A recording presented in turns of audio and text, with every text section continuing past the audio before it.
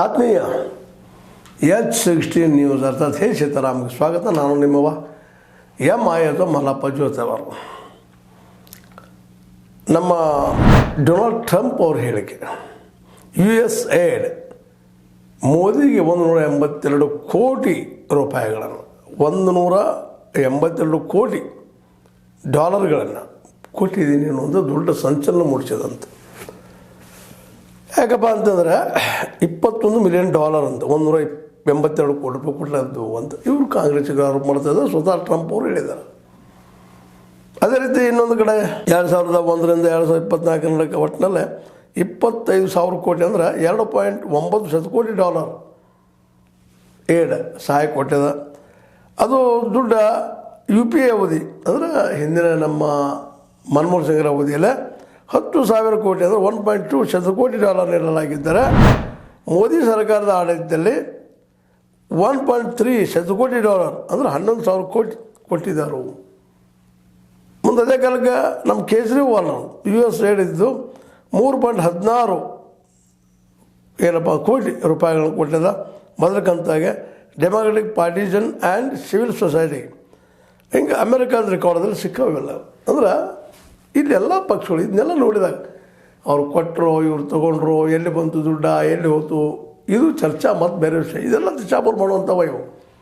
ಒಬ್ಬರ ಮೇಲೆ ಒಬ್ಬರು ಆರೋಪ ಮಾಡ್ತಾ ಇದ್ದಾರೆ. ಇವತ್ತು ಪವನ್ ಖೇರ ಇದ್ದಂಥವ್ರು BJP ಮೇಲೆ ಆರೋಪ ಮಾಡ್ತಾ ಇದ್ದಾರೆ. ಅದೇ ಕಾಲಕ್ಕೆ BJPಗೂ ಇವ್ರ ಮೇಲೆ ಈಗಾಗಲೇ ಆರೋಪ ಮಾಡ್ತಾ ಇದ್ದಾರೆ.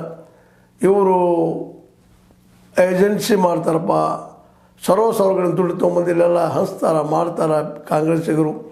ನಮ್ಮ ಸರ್ಕಾರಕ್ಕಿಂತ ಅವಸರ ಹಿಂದೆ ಮಾಡಿದ್ರಿಂದ ಆರೋಪ ಮಾಡಿದರು. ಒಟ್ಟಿನಲ್ಲಿ ಆರೋಪ ಪ್ರತ್ಯಾರೋಪ ಇದರಲ್ಲಿ ಭಾಳ ದೊಡ್ಡ ಹೆಸರು ಬರೋದು ಅಮೆರಿಕಾದ.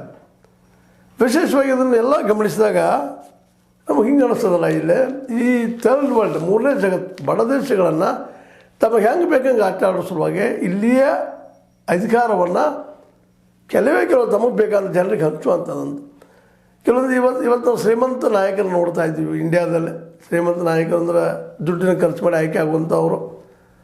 ಅವ್ರು ಏನು ಮಾಡ್ತಾರಪ್ಪ ಅಂದರೆ ವಿರೋಧಿಗಳು ದುಡ್ಡು ಹಂಚ್ತಾರೆ, ಪರಾಜಯರು ದುಡ್ಡು ಹಂಚ್ತಾರೆ, ಗೆದ್ದವ್ರು ನಮ್ಮವ್ರು ಅಂತ ಹೇಳ್ತಾರೆ. ಇವತ್ತೆಲ್ಲ ಕಡೆ ಇದು ಆಲ್ ಓವರ್ ಇಂಡಿಯಾದಲ್ಲಿ ನಡೆಯುವಂಥದ್ದು.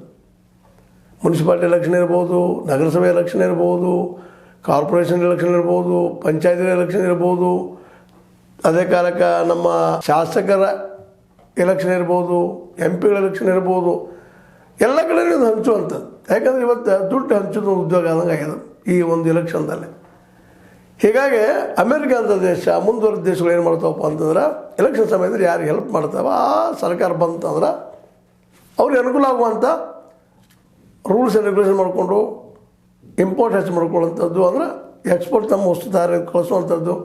ಬಟ್ ಇಂಡಿಯಾ ಇಂಪೋರ್ಟ್ ಒಂದು ಕೇಂದ್ರಪ್ಪ, ಇದು ವ್ಯಾಪಾರ ಕೇಂದ್ರ. ವ್ಯಾಪಾರ ಮಾಡ್ಕೊಳ್ಳೋಕೆ ಇವ್ರು ದುಡ್ಡು ಉಪಯೋಗ ಮಾಡ್ತಾರೆ ಅನ್ನೋದು ಇವೆಲ್ಲ ಆರೋಪ ಪ್ರತ್ಯಾರೋಪದಿಂದ ಕ್ಲಿಯರ್ ಆಗ್ತದೆ. ಇವತ್ತು ಇಬ್ಬರು ಅಲ್ಲಗಳಿತಾರೆ, BJP ಅಲ್ಲಗಳಿತಾರೆ, ಕಾಂಗ್ರೆಸ್ಗರು ಅಲ್ಲಗಳಿತಾರೆ.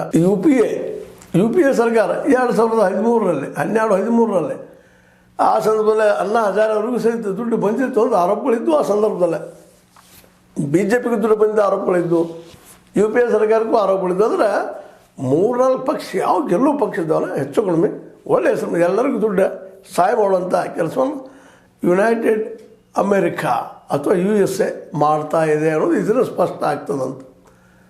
ತಮ್ಮ ಪ್ರಭಾವ ಆಡಳಿತ ಮೇಲೆ ಇರಬೇಕು, ತಮಗೆ ಬೇಕಾದಂಥ ಕೆಲಸಗಳನ್ನ ಇಲ್ಲೇ ಸರ್ಕಾರಗಳು ಮಾಡಿಕೊಡ್ಬೇಕು ಅನ್ನೋ ಉದ್ದೇಶ ಇದರಲ್ಲಿ. ಯಾರು ಮೋದಿಯವ್ರು ಬರೋಲ್ರು, ಮನಮೋಹನ್ ಸಿಂಗ್ರು ಬಂದಿರಲಿ, ಇನ್ನು ಮುಂದಿನ ಫ್ಯೂಚರ್ದಾಗ ಯಾರೋ ಬರಲಿ, ಕೇಜ್ರಿವಾಲ್ ಬರಲಿ, ಮತ್ತವ್ರು ಬರಲಿ, ಅವರೆಲ್ಲರೂ ಅಮೇರಿಕ ಹೇಳಿದಂಗೆ ನಡಿಬೇಕು ಅನ್ನೋದು ಇದರಿಂದ ಉದ್ದೇಶ ಒಂದ. ಇಂಥ ಹಣ ತೆಗೆದುಕೊಂಡ ನಮ್ಮಲ್ಲೇ 500, 1000 ಸಾರಾಯಿ ಹಂಚಿ ಆರಿಸೋಂಥ ಪದ್ಧತಿ ಜಬರದಸ್ತಾಗಿ ಬೆಳೆದಿರೋದು ನಾವು ಇವತ್ತು ನೋಡ್ತಾ ಇದ್ವಿ. ಇವತ್ತು ಕಾಂಗ್ರೆಸ್ ಟೀಕಾ ಮಾಡಲಿ, 180 ಕೋಟಿ ಕೊಟ್ಟರು ಮೋದಿಗೆ, ಹಾಗೆ ಹೀಗೆ ಡಾಲರ್ ಕೊಟ್ಟರು, ದುಡ್ಡು ಕೊಟ್ಟರು, ನಾಳೆ ಹುಡುಕ್ಬೇಕಿದ್ನೆಲ್ಲ ಎಷ್ಟು ಮಟ್ಟಿಗೆ ಇವು ಕೊಟ್ಟರು, ಇನ್ನೂ ಹೆಚ್ಚು ಕೊಟ್ಟಿದ್ದಾರೆ, ಇನ್ನೂ ಕಡಿಮೆ ಆದವರು, ಇನ್ನೂ ವಿಚಾರ ಮಾಡುವಂಥ ವಿಷಯ. ಯಾಕಂದ್ರೆ ಇವರ ಆರೋಪ ಪ್ರತ್ಯಾರೋಪ ನಿರಂತರ ನಡೆದಿರ್ತಾವೆ. ನಾನು ಶುದ್ಧ. ಇದು ನೋಡಿದಾಗ ಮಾತ್ರ ಎಲ್ಲರೂ ಅಶುದ್ಧ. ಇದಕ್ಕೆ ಕಾರಣ ಏನಂದ್ರೆ ನಾವು ನಮ್ಮ ದೇಶವನ್ನು ಕಟ್ಟುವಲ್ಲಿ ಎಡುತ್ತಾ ಬಂದಿದ್ದೀವಿ ಅಂತ. ಇನ್ನೊಬ್ಬರ ದೇಶಗಳಿಗೆ ಅನುಕೂಲ ಆಗುವಂಥ ಅರ್ಥವ್ಯವಸ್ಥೆ ನಾವು ಮಾಡ್ತಾ ಬಂದಿದ್ದೀವಿ.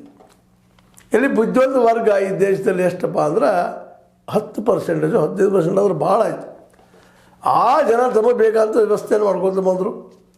ಅವರು ಈ ಇಲೆಕ್ಷನ್ ಗೆಲ್ಲಬೇಕಾಗಿದೆ. ಇತ್ತೀಚೆಗೆ ಜೋರಾಗಿದೆ ಇಲೆಕ್ಷನ್ ಸಂದರ್ಭದಲ್ಲಿ ದುಡ್ಡು ಹಂಚೋದು, ಮತ್ತೇನು ಮಾಡೋದು. ಅದಕ್ಕಾಗಿ ಈ ವಿದೇಶದಿಂದ ಹಣ ತರಿಸ್ಕೊಳ್ಳೋದು, ಇಲ್ಲಿ NGOಗಳಿದ್ದಾವೆ, ಮತ್ತೇನಿದ್ದಾವೆ, ಅವ್ರ ಥ್ರೂ ನಡೆಯುವಂಥ ಕೆಲಸಗಳಿವೆಲ್ಲ ಒಬ್ಬರದಲ್ಲ ಎಲ್ಲ ಪಾರ್ಟಿಗೆ ಸಂಬಂಧಿಸಿದಂಗೆ ಈ ಮಾತಾಡುವಂಥದ್ದು. ಹೀಗಾಗಿ ಅವರು ಕೊಟ್ಟಂಥ ದುಡ್ಡನ್ನು ಇಲೆಕ್ಷನ್ ಮಾಡಿ ಅವರ ದೇಶಗಳಿಗೆ ಬೇಕಾಗುವಂತಹ ಒಂದು ವ್ಯವಸ್ಥೆಯನ್ನು ಮಾಡುವಂಥ ಒಂದು ದುರಂತ ಈ ದೇಶಕ್ಕೆ ಬಂದು ನಿಂತುಬಿಟ್ಟದೆ ಇವತ್ತು.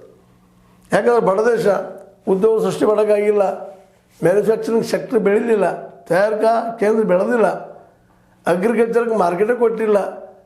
ಮಾರ್ಕೆಟ್ ಯಾಕೆ ಕೊಡ್ತಾ ಇಲ್ಲ ಅಂದರೆ ವಿದೇಶಿ ಜನರ ಹಸ್ತಕ್ಷೇಪ ಅದ್ರಲ್ಲಿ ಕೊಟ್ಟು ನಮಗೆ ಕೊಡ್ರಿ ಅದನ್ನು ಅಂತೇಳಿ. ಜಗದ 5% 4% ಇರುವಂಥ ಈ ಜನ ಅಮೇರಿಕಾದವ್ರು ಇರ್ಬೋದು, ಜೊತೆಗೆ ಯುರೋಪ್ ಕಂಡ ದೇಶಗಳು ಇರ್ಬೋದು, ರಷ್ಯಾನು ಕೆಲವು ಹೊತ್ತಿಗೆ ಇರ್ಬೋದು, ಚೈನಾನು ಇವತ್ತಿಗೆ ಆಗ್ತಾಯಿದೆ. ಇಂಥ ದೇಶಗಳು ತಮಗೆ ಬೇಕಾಗುವಂಗೆ ತಮ್ಮ ಮಾರ್ಕೆಟ್ ಮಾಡುವಂಗೆ ದುಡ್ಡಿನ ಹಂಚೋದು ಇಲೆಕ್ಷನ್ ಸಮಯದಲ್ಲೇ ಸಹಾಯ ಮಾಡ್ತಾರೆ. ಮತ್ತೆ ನಾವು ಸಹಾಯ ರೂಪದಲ್ಲಿ ಇವ್ರು ಕೊಡೋದು, ಆ ವಿದೇಶಿ ದುಡ್ಡನ್ನು ಇವರು ತಮಗೆ ಬೇಕಾದಂಗೆ ಬಳಸ್ಕೊಂಡು ಹೋಗುವಂಥದ್ದು ನಡೆದದು. ಇದರಿಂದಾಗಿ ದೇಶದಲ್ಲಿ ಏನಾಗ್ಯದಪ್ಪ ಅಂದರೆ ಇವತ್ತು ಸ್ವಂತ ವಿಚಾರ ಇಲ್ಲಂಥ ವ್ಯಕ್ತಿಗಳು ಸಾಕಷ್ಟು ಬೆಳೆದಿಲ್ಲ. ಏನಾದರೂ ಆಗಪ್ಪ ನಾವು ಆರಾಮಿದ್ದೀವಲ್ಲ, ನಾವು ಚೆನ್ನಾಗಿದ್ದೀವಲ್ಲ ಅನ್ನೋಂಥ ಮನೋವೃತ್ತಿ ಇವತ್ತು ಬೆಳೀಗತ್ತದ. ಯಾಕಂದ್ರೆ ಕಲ್ತವ್ರ ಸಂಖ್ಯೆ ನಮ್ಮಲ್ಲಿ ಭಾಳ ಕಡಿಮೆ. ಅದರಲ್ಲೂ ದೇಶದ ಬಗ್ಗೆ ಕಳ್ಗಳಿದ್ದವ್ರಂತೆ ಭಾಳ ಎಲ್ಲೋ ಒಂದು ಮೂಲೆ ಕೆಲವು ಜನ ಇರ್ತಾರೆ. ಅವರಂತೆ ಇಲೆಕ್ಷನ್ನಿಂದ ಗೆಲ್ಲಲು ಸಾಧ್ಯವೇ ಇಲ್ಲ. ಯಾಕೆ ಸಾಧ್ಯ ಇಲ್ಲ ಅಂದರೆ ಅವ್ರಿಗೆ ಬಂಡವಾಳ ಇಲ್ಲ ಗೆಲ್ಲಕ್ಕೆ. ಒಂದು ಅವ್ರ ಬುದ್ಧಿವಂತರು ಒಂದು ಸಣ್ಣ ಪತ್ರಿಕೆ ನೋಡ್ರಿ, ನಮ್ಮ ಹಿರೇಮಠರು ಮತ್ತಾರು ಇರ್ಬೋದು, ಅವ್ರಿಗೊಂದು ಸಣ್ಣ ಒಂದು ಮೀಡಿಯಾ ಮಾಡ್ಕೊಳ್ಳಿಕ್ಕೆ ಆಗ್ತಾಯಿಲ್ಲ ಇವತ್ತಿಗೆ. ಪಾಪ ಅವರು ಮೀಡಿಯಾ ಅಂದ್ರೆ ಪ್ರೆಸ್ ಮತ್ತೇನೋ ಸ್ವತಃ ಏನೋ ಮಾಡಿ ಹೇಳಬೇಕಪ್ಪ, ಅದು ಪ್ರಚಾರ ಮಾಡ್ಬೇಕು ಅನ್ನೋ ಶಕ್ತಿ ಇಲ್ಲ.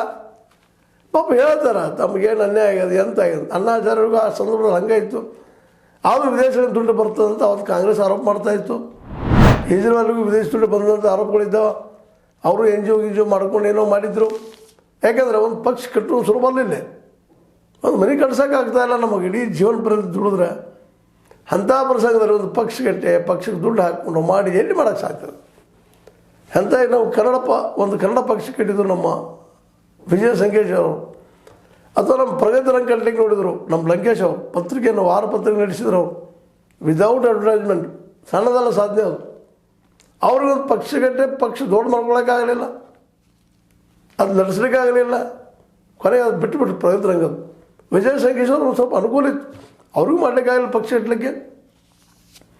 ಏನೋ ಕರದ ಭಾಳ ವರ್ಷಗಳ ದೇವೇಗೌಡರು ಉಳಿದಿದ್ದರಿಂದ ಈ ರಾಜಕೀಯದಲ್ಲೇ ಒಂದು ಪಕ್ಷ ಮಾಡಿದರು. ಕಡೆಗೆ ಅದು ಇನ್ನೊಂದು ದೊಡ್ಡ ಪಕ್ಷದ ಜನತಾದಳು ಇತ್ತದು, ಒಬ್ಬರು ಮಾಡಿದ್ದಲ್ಲ ಅದು, ಅವರೆಲ್ಲರೂ ಕೂಡಿ ಮಾಡಿದ್ರೊಳಗೆ ಇವ್ರು ಹೋಗ್ಕೊಂಡು ಒಳಗೆ ನಂತರ ಒಬ್ಬೊಬ್ಬರು ತೆಗೆದಾಕಿ ಆ ಪಕ್ಷ ಉಳಿಸ್ಕೊಂಡ್ರು. ಅಂದ್ರೆ ಇಲ್ಲಿ ಒಂದು ಪಕ್ಷ ಬೆಳಿಬೇಕಾಗಿತ್ತಪ್ಪ ಅಂದ್ರೆ ಅದರಿಂದ ಯಾರಾದರೂ ದುಡ್ಡು ಹಾಕೋರು ಬೇಕಿಲ್ಲ, ಇಲ್ಲಂದ್ರೆ ಅದು ಆಗ್ಲಿಕ್ಕೆ ಸಾಧ್ಯ ಇಲ್ಲ ಅನ್ನುವಂಥ ಪ್ರಸಂಗ ಈ ದೇಶ ಆಗದ. ಹೀಗಾಗಿ ದೇಶದಲ್ಲಿ ಯಾವ ಉದ್ಯೋಗ ಹುಡ್ತಾ ಇಲ್ಲ, ಕಾರ್ಖಾನೆಗಳು ಬೆಳೀತಾ ಇಲ್ಲ, ಮ್ಯಾನುಫ್ಯಾಕ್ಚರಿಂಗ್ ಸೆಕ್ಟರ್ ಬೆಳೀತಾ ಇಲ್ಲ, ಹಾಗಾಗಿ ದುಡ್ಡು ಇಲ್ಲ, ಬಂಡವಾಳ ಇಲ್ಲ. ಚುನಾವಣೆ ಮಾತ್ರ ದುಡ್ಡು ಕೊಡ್ತಾರೆ, ಯಾಕಂದ್ರೆ ನಮ್ಮ ವಸ್ತುಗಳು ಇಲ್ಲಿ ಮಾರಾಟ ಆಗ್ಬೇಕಂತೇಳಿ. ನಾವು ಅದಕ್ಕೆ ಇವತ್ತು ಎಕ್ಸ್ಪೋರ್ಟ್ ಮಾಡೋದು ಕಡಿಮೆ ಆಗಿದೆ. ನಮ್ಮ ದೇಶದ ಪರಿಸ್ಥಿತಿ 32 PSU ಹೆಚ್ಚುಗಳು ಬಂದಂಗೆ ಆಗಿ ಹೋಗ್ಬಿಟ್ಟಿದ್ದಾವೆ. ಪ್ರೈವೇಟ್ದವ್ರಿಗಾಗಿ ಸಿಕ್ಕಿದಾವೆ, ಅವ್ರೇನು ಉತ್ಪನ್ನ ಇಲ್ಲ, ಅವರು ಕೊಡ್ತಾನೇ ಇಲ್ಲ. ಹೀಗಾಗಿ ಇವತ್ತು US ಎರಡು ದೊಡ್ಡ ಚರ್ಚೆ ನಡೀತಾ ಇದೆ. ಕಾಂಗ್ರೆಸ್ BJP ಮೇಲೆ, BJP ಕಾಂಗ್ರೆಸ್ ಮೇಲೆ ಎಷ್ಟು ಹಣ ಬಂತು, ಏನು ಬಂತು, ಎಲ್ಲಿ ಹೋಗ್ತದೆ, ಅವ್ರು ವಾದ ಮಾಡ್ತಾರೆ. ನಮ್ಮಲ್ಲಿ ಬಂದಿಲ್ಲ, ನಿಮ್ಮಲ್ಲಿ ಬಂದಿಲ್ಲ. ಇದರಿಂದ ಒಂದು ಸತ್ಯ ಏನು ಹೊರ ಬರ್ತದಪ್ಪ ಅಂತಂದ್ರೆ, ಯುನೈಟೆಡ್ ಸ್ಟೇಟ್ಸ್ ಅಮೇರಿಕಾ ಇದ್ದಿದ್ದು ತನಗೆ ಹೆಂಗೆ ಬೇಕು ಹಂಗೆ ಇಡೀ ಈ ಥರ್ಡ್ ವರ್ಲ್ಡ್ ಕಂಟ್ರಿ ಬಡ ದೇಶಗಳನ್ನ ಉಪಯೋಗ ಮಾಡ್ಕೊಳ್ತದಪ್ಪ. ಇದು ಇಲ್ಲೇ ರಾಜಕಾರಣಿಗಳನ್ನ ಉಪಯೋಗ ತೊಗೊಂಡು ತನಗೆ ಬೇಕಾಗುವಂಥ ಆಡಳಿತ ಮಾಡ್ಕೊತ ಹೋಗ್ತದೆ. ಮತ್ತು ಇದರಿಂದಾಗಿ ಒಂದು ಸ್ಪಷ್ಟ ಆಗ್ತದೆ, ಓಪನ್ ಮಾರ್ಕೆಟ್ ಇವತ್ತು ನಮ್ಮಲ್ಲೆಲ್ಲ ಬಂತು, ಇದು ವಿದೇಶಿಯರ ಹಸ್ತಕ್ಷೇಪದಿಂದ ಬಂದಿದ್ದು ಅನ್ನುವಂಥದ್ದು. ಎಲ್ಲ ನೆಲೆಯಲ್ಲೇ ಈ ವಿದೇಶಿ ಹಣ ಈ ದೇಶವನ್ನು ಮತ್ತು ಮುಂದೆ ಎಲ್ಲಿ ಒಯ್ಬೋದು. ಈಗಾಗಲೇ ಒಂದು ಬೆನ್ನತ್ತದ ಕೃಷಿಯನ್ನು ಅಂದರೆ ಅಗ್ರಿಕಲ್ಚರನ್ನು ಅಥವಾ ಒಕ್ಕಲ್ತನವನ್ನು ಕಾರ್ಪೊರೇಟ್ ಕೈಯಲ್ಲಿ ಕೊಡಿಸುವಂಥ ಪ್ರಯತ್ನ ಜೋರು ನಡೆದು, ಅದೇನಾದರೂ ಯಶಸ್ವಿ ಆದರೆ ಇನ್ನೂ ನಮ್ಮ ದೇಶ ದಿವಾಳಿದ್ದು ಹೋಗುವಂಥ ಎಲ್ಲ ಲಕ್ಷಣಗಳಿದ್ದಾವೆ. ಅದಕ್ಕೆ ಮತದಾರರು ಹೆಚ್ಚಿಕೊಳ್ಬೇಕಾಗ್ಯದ. ಇಂಥ ದುಡ್ಡು ತೊಗೊಂಡು ನಮ್ಮಲ್ಲೇ ಹಂಚಿ ನಮ್ಮ ದೇಶವನ್ನು ಹಾಳು ಮಾಡುತ್ತಿರುವಂಥ ಉದ್ಯೋಗ ಸೃಷ್ಟಿ ಮಾಡಲಾರಂಥ ಸುಮ್ಮನೆ ಏನೋ ಗ್ಯಾರಂಟಿ ಕೊಡ್ತಾರೆ ಮೋಸ ಮಾಡುವಂಥ ಪಕ್ಷಗಳು ಬೇಕಾಗಿವತ್ತಂತೇಳಿ ಮತದಾರ ಎಚ್ಚರ. ಇಲ್ಲಾಂದ್ರೆ ಈ ವಿದೇಶಿಗಳ ಹಸ್ತಕ್ಷೇಪದಿಂದ ಇವತ್ತು ಒಂದು ಸ್ವಲ್ಪ ಅಗ್ರಿಕಲ್ಚರ್ ಅದ ನಮ್ಮಲ್ಲೇ, ಅದನ್ನು ಕಳ್ಕೊಳ್ಳೋ ದಿನ ಬರ್ಬೋದೇನೋ ಪೂರ್ಣವಾಗಿ. ಎಚ್ಚರ ಅಂತ ಹೇಳ್ತಾ ಇದು ನಿಮ್ಮ ಲೈಕ್ ಆಗಿರ್ಬೋದು. ಲೈಕ್ ಮಾಡಿ ಶೇರ್ ಮಾಡಿ ಕಮೆಂಟ್ ಮಾಡಿ, ಜೊತೆಗೆ ಸಬ್ಸ್ಕ್ರೈಬ್ ನಿಲ್ಲಿಸಕ್ಕೆ ಹೋಗ್ಬೇಡ್ರಿ. ಯಾಕಂದ್ರೆ S16 ಅಥವಾ ಹೇ ಸೀತಾರಾಮ ಸತ್ಯದ ಕೈಗರಡಿ ವಂದನೆಗಳು.